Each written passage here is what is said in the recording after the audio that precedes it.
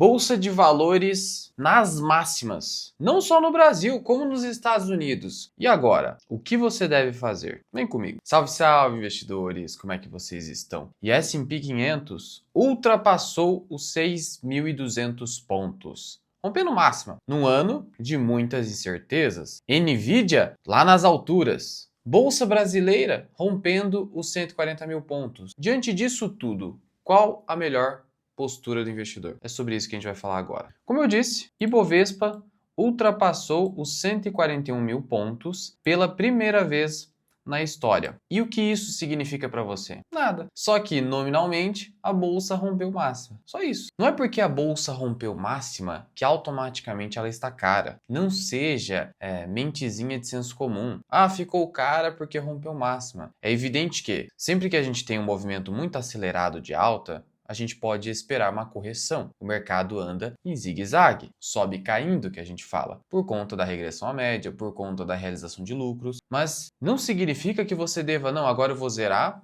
para tentar recomprar nos 100 mil pontos. Você não deve ter esse tipo de visão. Se você é um investidor fundamentalista, você deve focar no seguinte: o lucro corporativo das empresas boas está subindo? Está subindo? E a gente viu que está. Afinal, o índice preço-lucro da bolsa não disparou com a disparada da bolsa. Isso sinaliza que o L do lucro está acompanhando a alta da bolsa. É essa visão que você precisa ter. Não uma visão míope de simplesmente olhar para o preço nominalmente falando. Não bastasse isso, a gente precisa lembrar do seguinte: o Ibovespa em dólares ainda não alcançou o topo, sabe de quando? Dezembro de 2019, que estava ali em dólares a 28.870 pontos. Está em 25.642. Então, máxima nominalmente falando, alcançamos, só que não alcançamos ainda o topo anterior de 2019 em dólares, em moeda forte. E nem se fala do topo efetivamente histórico em dólares aqui em abril de 2011, a 40 mil. Bateu 43 mil pontos. Loucura, né? Bom, só que a visão míope de novo vem à tona. Ah, então significa que investir nessa bolsa é um lixo, porque afinal de contas, desde 2011, em moeda forte, não voltamos para as máximas. Acontece o seguinte, que a visão de manada é essa mesma, é o que o pessoal vai vender para você. Mas tente ter um pensamento de segundo nível, além do óbvio, além do que a maioria fala. E o que seria o pensamento de segundo nível? Ah, se caiu tanto assim, é porque a gente passou por uma correção. Seja qual for o motivo, explicação macroeconômica você vai ter a milhão. Só que qual é o pensamento correto? Eventualmente é uma oportunidade, porque o que aconteceu em 2011 foi o boom total, era o expiramento, já não aguentava mais, exaustão. Foi a exaustão de um boom que nós tivemos. E a gente não pode adotar a exaustão como parâmetro para sempre, assim como a gente não pode eternizar esse cenário de bolsa barata para sempre. E note que tivemos uma grande correção em dólares até 2015 e depois estamos retornando. A bolsa está voltando. Então não se engane com visões de primeiro nível. Isso é muito importante. E esse foi o ano das small caps. O fluxo comprador comprou small cap. Capital estrangeiro ingressando no país, isso você percebe pelo fluxo estrangeiro na B3, dias aí entrando 1 bilhão de reais, como por exemplo 24 do 6 ou 16 do 6, 1 bilhão e meio. Isso mostra que o estrangeiro, apesar de uma taxa Selic hoje em 15% ao ano, o que deveria atrair, como está atraindo, muito dinheiro para títulos públicos, ainda assim o pessoal aqui estrangeiro, não só estrangeiro, mas especialmente, comprou small caps, empresas de baixa capitalização, que são consideradas no mercado financeiro como mais arriscadas. E aí você vai me perguntar, peraí, então quer dizer que ao mesmo tempo em que o estrangeiro pode ser remunerado até via carry trade, pegando capital mais barato a custo mais baixo para alocar aqui no Brasil, ao invés de só focar nisso ou empresas só mais seguras, de alta capitalização de mercado, o que? O pessoal está comprando empresa menor? Aí é que tá, aí é que tá. Isso sinaliza que o estrangeiro está querendo correr um pouco mais de risco no Brasil. Olha só, isso é pensamento de segundo nível. Além disso, vamos lembrar o seguinte, a performance do índice de small caps foi horrorosa até então. Vamos comparar aqui os últimos 10 anos, IFIX, small caps e DIV, nem vou colocar o IVB11. Olha o que aconteceu aqui. Small caps ainda está abaixo, ainda está abaixo. Então, sempre quando você olha esse tipo de coisa, você tem que falar o seguinte, tá? Se está abaixo, será que não vai se recuperar? Será que não tem mais potencial de valorização? Especialmente quando a gente está num ciclo de baixa, super estressado, que é onde geralmente os investidores que pensam além da caixa começam a se tornar mais agressivos? Esse é o pensamento de segundo nível. Small caps já se aproximando do IFIX, que também subiu no ano. E Bovespa subiu no ano. Então, essa que é a visão que você precisa ter. Além do óbvio. Senão, você nunca vai ganhar dinheiro acima da média, ou sempre vai ficar perdendo dinheiro tentando ir de acordo com a manada. Não fique ouvindo jornalistas, muitos analistas enviesados, bancos, etc. Você sabe que essas previsões, essas projeções, pouco valem, por conta de diversos conflitos de interesse. O Nassim Taleb conta que, em 83, quando ele estava começando a carreira dele no mercado financeiro, ele ouviu um monte de jornalista falando bem da IBM, a famosa IBM. E ele foi lá e colocou dinheiro, e perdeu o dinheiro. Ele falou que nunca mais fez isso, que depois operou vendido e ganhou dinheiro. Aqui é só para mostrar que o pensamento da superfície vai te enganar. Então, voltando aqui para o Ibovespa, em dólares, a visão de que ainda não voltou para cá tem que ser uma visão da seguinte: se eu estiver no barco certo, é oportunidade. Mas veja a condicionante. Se eu estiver no barco certo, será que estamos no barco certo? Aí você tem que pensar o seguinte: se nós estamos no barco errado, o Brasil é ladeira abaixo, por que você ainda está no Brasil? Ou por que você ainda investe no Brasil, mesmo em renda fixa? Porque se a gente está indo pra merda, você não deveria colocar nenhum centavo em Brasil. Se essa é a sua crença, você não deveria investir aqui, ou até mesmo morar. Pensa comigo o seguinte: se o Brasil é um lixo mesmo, um país horroroso, a gente não deveria estar morando aqui. Você não concorda? Eu vou pegar o exemplo esdrúxulo da Indonésia, onde teve aquele recente fato fatídico. A falta de infraestrutura de países bem pobres é coisa de outro mundo, tá além do Brasil. Então o Brasil é sim um país em que há esperança. E eu não sou otimista, pelo contrário, eu me considero bem pessimista, até de forma estratégica. Mas vamos colocar o pé no chão aqui. O Brasil tem seus problemas diversos, mas está longe de estar no extremo da pobreza, no extremo do que é ruim, o que tem de ruim no mundo. Então, eu não acho que a gente esteja no barco errado. Por isso eu vejo como oportunidade de alocação. E hoje, de ter mais alocação no Brasil do que nos Estados Unidos. Mas calma lá, deixa eu te explicar o porquê. S&P 500, como eu antecipei, na máxima, beirando 6.300 pontos. Nunca aposte contra a América. Concordo. Essa heurística do Warren Buffett, assina embaixo. Mas você nunca vai apostar contra a América, mas ao mesmo tempo você também não vai ser o idiota que vai colocar todo o seu dinheiro na América nos piores momentos. E quais seriam os piores momentos? Momento que está tendo correção da bolsa? Não, aí é o melhor momento para comprar. Os piores momentos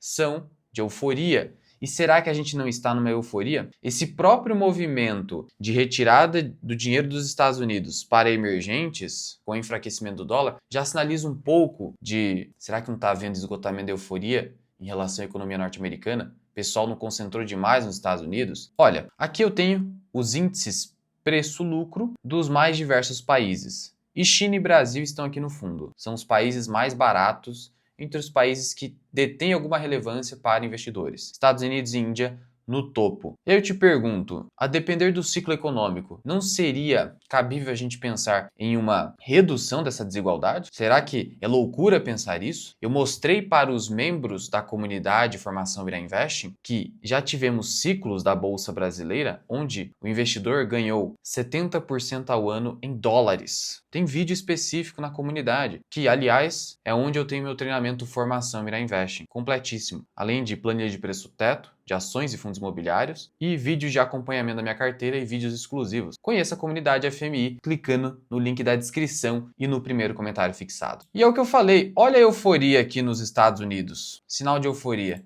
Nvidia valendo quase 4 trilhões de dólares. Você tem noção disso aqui? Meu amigo, olha, diante do meu viés pessimista e cético, eu duvido que essa empresa valha isso. Eu duvido. Eu não estou dizendo que não é uma boa empresa. É uma boa empresa. É uma boa empresa. Mas ela vale quase 4 trilhões de dólares. Olha, isso aqui é impensável. E olha aonde estamos aqui nos Estados Unidos. A 30 vezes lucro. E aí eu te pergunto, a gente está numa bolha especulativa? Não, não tem bolha especulativa aqui. Até porque com a redução do juro americano, esse índice preço-lucro tende a cair por conta da redução do pagamento de juros pelas empresas americanas. Mas, ao mesmo tempo, a gente não está no melhor momento para aportar. Veja, quando que foi uma bolha clara? Vamos pegar aqui 2000, índice preço-lucro do S&P 500 ultrapassou 45 vezes. Aqui a gente estava muito, mas muito caro. Crise de 2008, tivemos na década de 70 a crise das 50 maiores, foi uma bolha em que você tinha essas empresas negociando a 60 vezes lucro. E empresas da velha economia, conservadoras. Cara, 60 vezes. Então, a hora que você verificar Estados Unidos com índice preço-lucro acima de 40, aí é alerta. Por isso, o momento não é de sair comprando o índice americano, que vai pegar Nvidia, etc. É momento de você escolher individualmente as empresas com múltiplos mais razoáveis. E detalhe, aproveitar a queda do dólar, não só em empresas, mas também em renda fixa americana, por mais que tenha perspectiva de redução do juro. Então, é uma escolha trágica aqui. Ou então você fica de fora dessa queda do dólar. Índice Nasdaq 100. Aqui você deveria evitar mesmo, negociando a 33 vezes lucro. Então você tem que ser inteligente na alocação. Tem que aproveitar a queda do dólar, aqui no 5,40, porque é aquilo.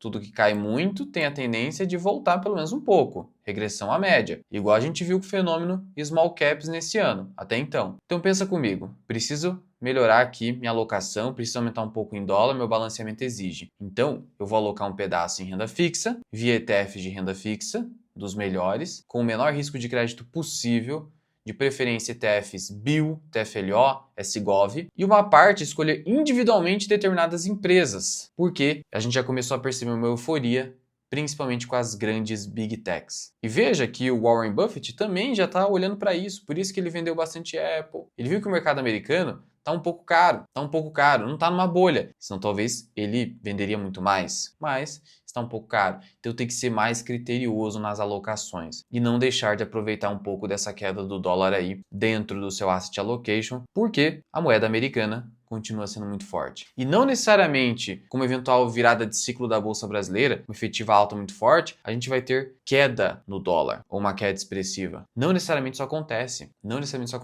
Não confunda correlação com causalidade. Isso é muito importante. Então você pode ter a Bolsa Brasileira subindo e o dólar se mantendo estável ou até subindo. Nada impede isso. Vai depender muito da situação macro, daquele momento do ciclo. Ninguém pode prever isso e cravar. A modernidade é complexa. Não dá para você ficar ali simplificando com modelinhos, tentando encaixar naquilo que você consegue entender ou que os economistas conseguem entender. Isso é muito importante. Sendo assim, hoje a minha visão não é para sair zerando bolsa brasileira. A minha visão pode até rebalancear alguma coisa ou outra para melhorar a alocação na carteira, aproveitar a queda do dólar e ficar cauteloso com empresas de tecnologia em virtude dessa euforia. O seu dinheiro vai me agradecer depois. Beleza? Agora vamos aqui a alguns comentários do YouTube, lembrando da comunidade Formação Mira Investing aqui embaixo, onde além do meu treinamento Formação Mira Investing, você tem vídeos exclusivos da minha carteira, planilha de preço teto e muito mais. Eu comprei um Renda Mais 2065 e IPCA mais 7,6 em janeiro. Pegou bem. Se eu quisesse vendê-lo hoje, teria mais de 25% de ganho. Top, cara. Top. Para o índice preço-lucro das empresas subir, seria necessário uma queda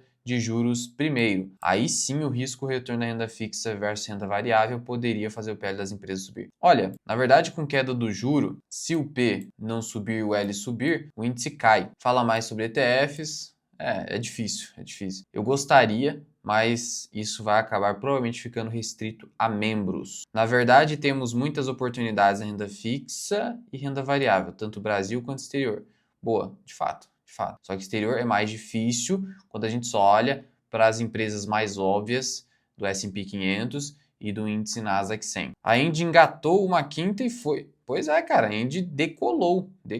Pessoal aí especulando fechamento de capital. Nada a ver. Isso aí é besteira. Luan, excelente análise. Acho que faltou você falar das LCIs e LCAs e as debêntures, além dos ETFs. Me corrija se eu estiver errado. Cara, crédito privado, com título público aí, podendo gerar muita marcação no mercado, para mim não é o foco. E aqui em cima eu vou deixar um vídeo onde eu te mostro o passo a passo que eu sigo para escolher ações.